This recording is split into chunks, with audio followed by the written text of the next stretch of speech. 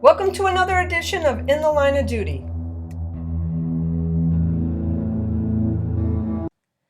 We lost 2 officers in the line of duty last week. We'll hear their stories, but first, let's look at some statistics. There have been 81 line of duty deaths so far this year, which is 1 every 3 days, and 43% were a result of gunfire.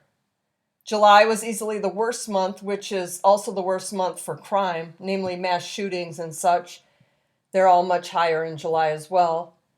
And the state of Louisiana has reported the most this year with 7, accounting for 8.6% of all line of duty deaths in just that one state.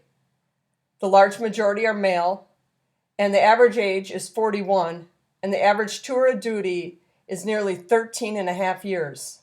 Police Officer Robert Garten of the Hartford Police Department in Connecticut, end of watch Wednesday, September 6th, 2023.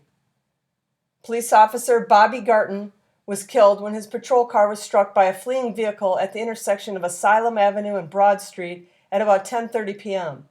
Officers initiated a traffic stop on the vehicle with canceled registration tags. As they approached the vehicle, it sped north on Broad Street. However, officers did not pursue it. Officer Garten was in the passenger seat of a patrol car traveling east on Asylum Avenue with emergency equipment activated en route to another incident. The fleeing car sped through Farmington Avenue red traffic signal, and as it was speeding through the red traffic signal at Asylum Avenue, it struck the passenger side of the cruiser. Officer Gartner and the officer driving the cruiser were transported to the St. Francis Hospital, where Officer Garten succumbed to his injuries. The other officer was admitted in stable condition. The subject is in custody and charged with failure to obey a traffic control signal, failure to renew registration, misuse of plates, and interfering with a police officer. Officer Garten had served with the Hartford Police Department for 8 years. He was a second-generation police officer. He was 34 years old. Deputy Sheriff Auston Reudelhuber of the Forsyth County Sheriff's Office in North Carolina, end of watch Saturday, September 9th of 2023.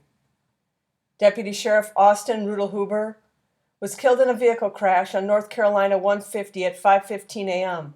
A box truck driving south on North Carolina 150 crossed the center line and struck Deputy Reudelhuber's patrol car traveling northbound. Both vehicles came to a stop on the southbound shoulder. Deputy Reudelhuber was transported to the Atrium Health Wake Forest Baptist Hospital, where he succumbed to his injuries. The driver was not injured. He has been charged with misdemeanor death by motor vehicle, reckless driving, and driving left of center.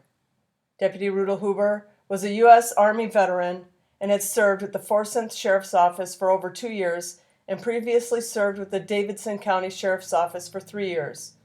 He is survived by his wife and 2 children. He was 32 years old.